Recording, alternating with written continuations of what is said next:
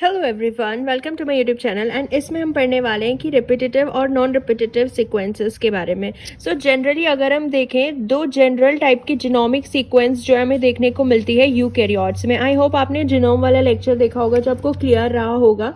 ठीक है, जीनोम में हमने पढ़ा था कि ह्यूमंस जो डिप्लॉयड होते हैं उसमें एक पूरा क्रोमोसोम का जो सेट होता है, पूरा क्रोमोसोम का सेट जो है एक मदर से आता है एंड एक जो पूरा क्रोमोसोम का सेट होता है वो फादर से आता है। ठीक है, इन्हीं को हम बोलते हैं कि हाँ डिप्लॉयड है, कि एक पूरा सेट जो है वो मदर से आता है। ये पूरे 23 होते हैं क्रोमोसोम, ऐसे ये पूरे 23 होते हैं।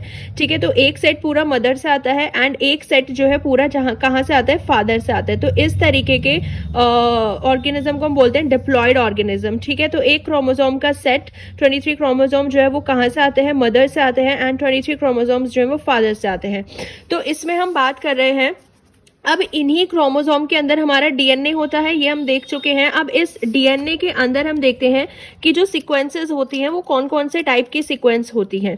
देखो, कुछ डीएनए की जो सीक्वेंस होती हैं नॉन रिपीटेटिव सीक्वेंस हमें मिली है एंड कुछ होती है रिपीटेटिव सीक्वेंस। ठीक है, नॉन रिपीटेटिव सीक्वेंस जो होती हैं ये यूनिक होती हैं, यानी कि इनका सिर्फ एक ही कॉपी आपको मिलेगा एक हैप्लॉइड जीनोम में। हैप्लॉइड जीनोम का मतलब वही है कि एक सिंगल सेट की हम बात कर रहे हैं, एक क्रोमोसोम के सेट की हम बात कर रहे हैं हैप्लॉइड की। तो यानी कि एक हैप्लॉइड जीनोम में यहाँ पे सिर्फ एक ही कॉपी मिलती है, there is only one copy एक हैप्लॉइड जीनोम में। तो ये बहुत ही यूनिक होते हैं। और जो रिपीटेटिव सीक्वेंसेस होते हैं they are present in more than one copy, इनकी बहुत ज्यादा अमाउंट में कॉपीज प्रेजेंट होती है एक हैप्लॉइड जीनोम में, यानी कि बार बार रिपीट होते रहते हैं। तो इनकी जो कॉपीज होती हैं वो बहुत ज्यादा प्रेजेंट होती है। नाम से ही पता चल रहा है रिपीटेटिव मतलब जो रिपीट हो रहे हैं।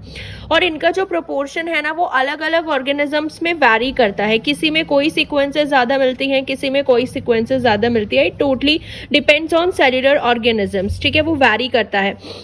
देखो, अगर हम प्रोकैरियोट्स की बात करेंगे, प्रोकैरियोट्स के अंदर जो है contain only non repetitive sequence. Prokaryotes हम जब बैक्टीरिया की बात करते हैं उनके अंदर मोस्टली नॉन रिपीटेटिव सीक्वेंस ही होते हैं ओनली। एंड अगर हम लोअर यूकैरियोट्स की बात करेंगे उसमें भी ज्यादातर जो डीएनए सीक्वेंसेस होते हैं वो कैसे होते हैं, नॉन रिपीटेटिव। नॉन रिपीटेटिव यानी कि यूनिक होते हैं एंड सिर्फ एक ही कॉपी होती है हैप्लॉइड जीनोम में।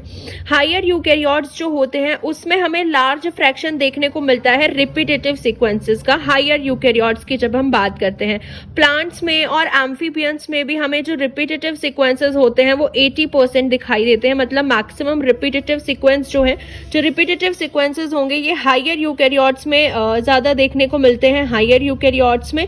ठीक है, एंड जो नॉन रिपीटेटिव सीक्वेंस होते हैं प्रोकैरियोट्स में होते हैं ये, एंड ऑल्सो कुछ लोअर यूकैरियोट्स में भी होते हैं। ठीक है, तो आई होप ये आपको क्लियर हुआ होगा।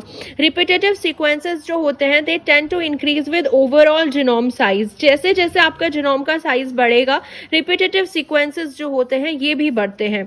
तो ये दो तरीके की जो मेन सीक्वेंसेस होती हैं ये हमें मिलते हैं। अब इसके अंदर भी इनके सब टाइप्स हैं, कुछ रिपीटेटिव सीक्वेंसेस के होते हैं। सो चलो उनको देखते हैं। देखो, जब हम रिपीटेटिव सीक्वेंसेस की बात करते हैं तो हमारे पास दो तरीके की सीक्वेंसेस हम पढ़ते हैं। एक होता है हमारे पास मॉडरेटली रिपीटेटिव सीक्वेंसेस एंड एक हमारे पास होता है हाईली रिपीटेटिव सीक्वेंसेस। ठीक है, moderately repetitive sequences and highly repetitive sequences.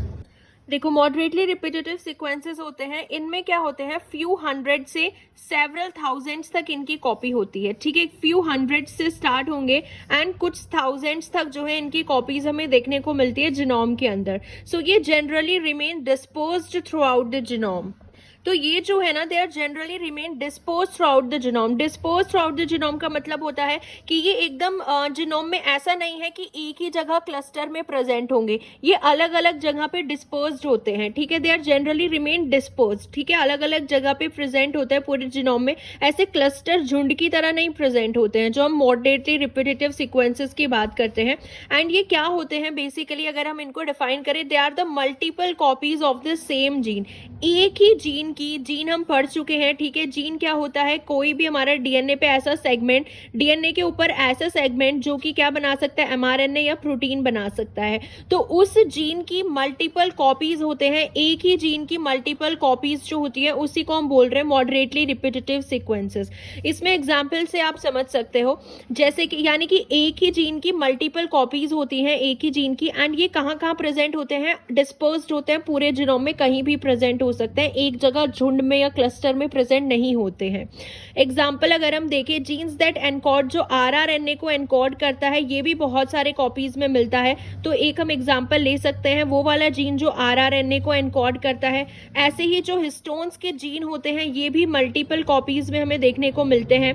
Significant fraction of these in eukaryotes are called as transposable element, and कुछ यूकैरियोट्स में हम इनके कुछ फ्रैक्शन को ट्रांसपोजेबल एलिमेंट्स के नाम से भी याद करते हैं, मतलब पढ़ते हैं हम एज ए ट्रांसपोजेबल एलिमेंट। वो क्या होते हैं, basically they are moderately repetitive sequences. तो इनके बारे में हमने क्या पढ़ा, 100 to 1000 कॉपीज होते हैं, डिस्पर्स्ड होते हैं पूरे जीनोम में, एक ही जीन की मल्टीपल कॉपीज होती हैं, जैसे आरआरएनए जीन की, ठीक है, मल्टीपल कॉपीज प्रेजेंट होती हैं, तो वो मॉडरेटली रिपीटेटिव सीक्वेंस का एग्जांपल हो गया, हिस्टोन जीन का एग्जांपल हो गया ये।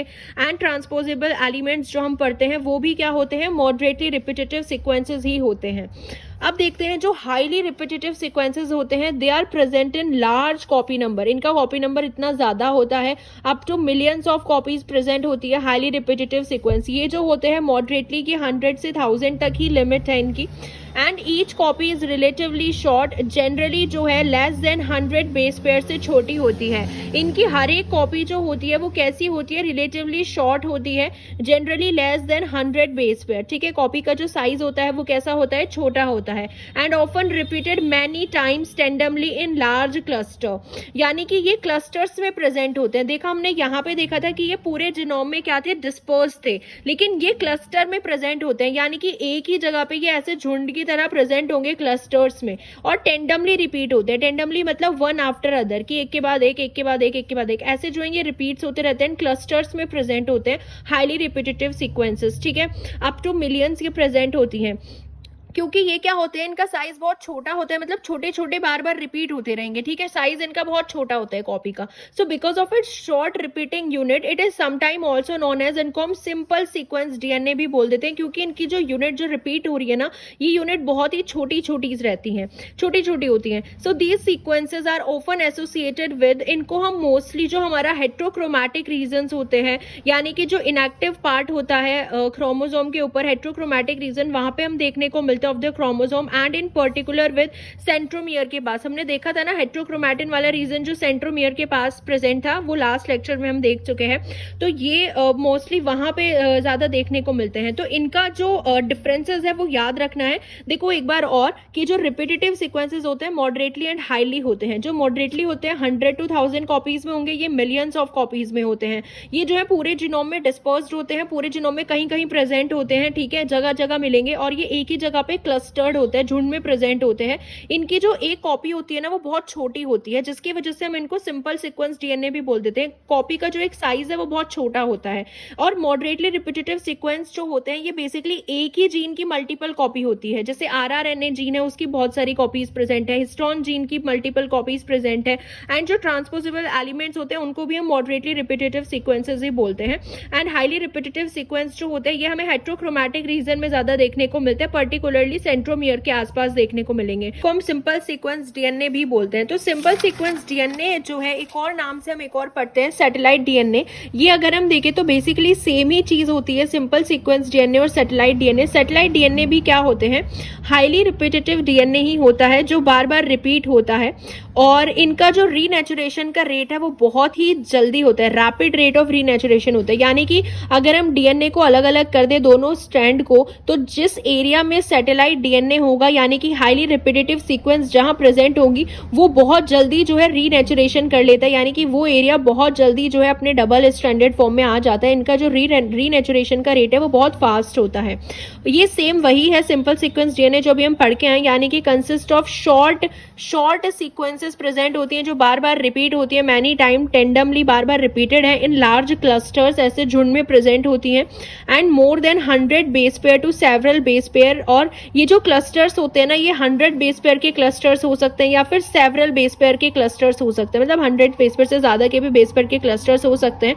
लेकिन जो सीक्वेंसेस होती हैं वो कैसी होती है, शॉर्ट सीक्वेंस। देखो ये ना आप ऐसे समझ सकते हो, देखो कि जैसे मान लो कि ये क्रोमोसोम हम ले रहे हैं, ठीक है। क्रोमोसोम के अंदर आपको पता है कि डीएनए जो अपनी कंडेंस फॉर्म में रहता है, तो हम देख रहे हैं कि डीएनए के वो मतलब ये जो है ना शॉर्ट, ऐसे शॉर्ट सेगमेंट होता है जो बार बार ऐसे टेंडमली रिपीटेड है, यानी कि ऐसे बार बार रिपीटेड है, टेंडमली रिपीटेड है डीएनए के ऊपर, ऐसे जो शॉर्ट सीक्वेंसेस प्रेजेंट होते हैं, यानी कि इनका जो शॉर्ट सीक्वेंस होता है वो तो बहुत ही शॉर्ट है ना, लेकिन वो बार बार प्रेजेंट है ऐसे, तो वो एक पूरा क्लस्टर बना रहा है। देख रहे हो, ये पूरा जो क्लस्टर बनता है ना, ये 100 बेस पेयर के क्लस्टर से लेके सेवरल बेस पेयर के क्लस्टर तक जा सकता है। तो आई होप ये इस तरीके से आप समझो, ठीक है। तो मोर देन 100 बेस पेयर से सेवरल बेस पेयर, तो यही होते हैं सैटेलाइट डीएनए। और जो सैटेलाइट डीएनए होते हैं ना, हमने देखा है कि ये जो रिपीटिशन होती है ना शॉर्ट सीक्वेंसेस की, इनका जो बेस कॉम्पोजिशन होता है, यानी कि जो इनके अंदर बेस कॉम्पोजिशन है, डीएनए के अंदर बेस होता है, ठीक है। तो बेस का जो कॉम्पोजिशन होता है वो इनका थोड़ा अलग होता है जीनोम एवरेज से। तो ये हमें कैसे पता चला सैटेलाइट डीएनए का बेस कॉम्पोजिशन? तो ये जो कुछ डिफरेंसेस हमें देखने को मिलते हैं ना बेस कॉम्पोजिशन से, इसी की वजह से क्या होता है, बायोनेंट डेंसिटी में डिफरेंसेस जब आए, यानी कि तब हमें इन बेस कॉम्पोजिशन के बारे में पता चला। तो इस मतलब इन्होंने जो है एक एक्सपेरिमेंट किया था, हमने जो है यूकैरियोटिक डीएनए लिया और उसका जो है सीजियम क्लोराइड डेंसिटी सेंट्रीफ्यूगेशन हुआ उसका, इस सेंट्रीफ्यूज होना डेंसिटी ग्रेडियंट, यानी कि जब हमने एक यूकैरियोटिक डीएनए को सेंट्रीफ्यूज किया एक डेंसिटी ग्रेडियंट पे, तो हमें दो बैंड मिलते हैं। एक तो हमें मिलता है मेन बैंड, ठीक है, ये होता है मेन बैंड जिसके अंदर हमारा मोस्ट ऑफ द जीनोम जो होता है वो प्रेजेंट होता है, and most of the genome का जो बैंड होता है वो यही होता है मेन बैंड। एक हमें अलग बैंड मिलता है जो कि होता है सैटेलाइट का बैंड होता है, सैटेलाइट डीएनए का बैंड होता है। तो समटाइम्स एडिशनल स्मॉलर पीक हमें देखने को मिलती है सैटेलाइट डीएनए की। सो ये जो सैटेलाइट डीएनए होता है ना, इसका जो बेस कॉम्पोजिशन है वो अलग होने की वजह से इसका हमें जो डेंसिटी का जो बैंड है ना, बायोनेंट डेंसिटी, वो हमें अलग देखने को मिलती है इसकी। तो सैटेलाइट्स जो होते हैं दे आर प्रेजेंट इन बहुत सारे यूकैरियोटिक जीनोम में प्रेजेंट होते हैं। ये या तो हैवी हो सकते हैं या फिर ये लाइट हो सकते हैं। मेन बैंड से या तो हैवी होंगे या लाइट होंगे, वो डिपेंड करता है कि इनका बेस कॉम्पोजिशन कैसा है। जैसे हमने यहाँ पे देखा कि इनका बेस कॉम्पोजिशन जो है एवरेज जीनोम से थोड़ा अलग देखने को मिलता है, एंड ऐसे डिफरेंसेस जो होते हैं बेस कॉम्पोजिशन में, इसी की वजह से बायोनेंट डेंसिटी में थोड़ा डिफरेंस देखने को मिलता है। So this allow it to form a separate fraction. हमें caesium chloride density gradient centrifugation में एक अलग फ्रैक्शन देखने को मिलता है।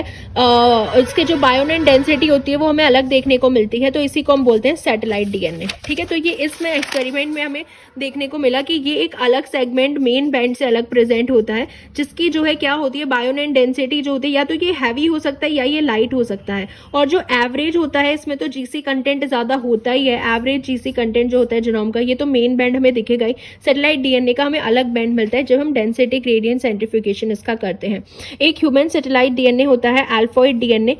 रिपीट्स इसके फाउंड मतलब मिले हैं इसके कुछ रिपीट्स जो हैं, जिसको हम अल्फॉइड डीएनए बोलते हैं। ये क्या है, एक सैटेलाइट डीएनए ही है। In the centromere region of the chromosome के सेंट्रोमियर रीजन पे मिलता है। और ये हम पहले ही देख चुके हैं कि हाईली रिपीटेटिव सीक्वेंस जो होता है वो सेंट्रोमियर वाले रीजन यहाँ आसपास देखने को मिलेगा, बेसिकली हेट्रोक्रोमैटिन वाले रीजन पे। तो यहाँ पे हमें एक अल्फॉइड डीएनए मिला है जो सैटेलाइट डीएनए ही होता है। और ये स्पीसीज स्पेसिफिक होते हैं, ठीक है, स्पीसीज में अलग अलग मिलते हैं। So a single genome can contain, उसके अंदर बहुत सारे, अब सैटेलाइट डीएनए के भी अलग अलग टाइप्स होते हैं, डिफरेंट रिपीटेटिंग यूनिट हो सकती है उनकी, ठीक है। तो इसके भी कुछ टाइप होते हैं। तो आई होप ये यहाँ से क्लियर हुआ होगा कि दो तरीके की सीक्वेंस हमें मिली, non repetitive and repetitive. Then again repetitive में हमने देखा moderately repetitive and highly repetitive. फिर हाईली रिपीटेटिव में हमने सिंपल सीक्वेंस डीएनए देखा, जिसको हम एज अ सैटेलाइट डीएनए भी स्टडी करते हैं। ये भी हाईली रिपीटेटिव डीएनए ही होता है सैटेलाइट डीएनए। और डिफरेंट टाइप के सैटेलाइट डीएनए जो है वो एग्जिस्ट करते हैं।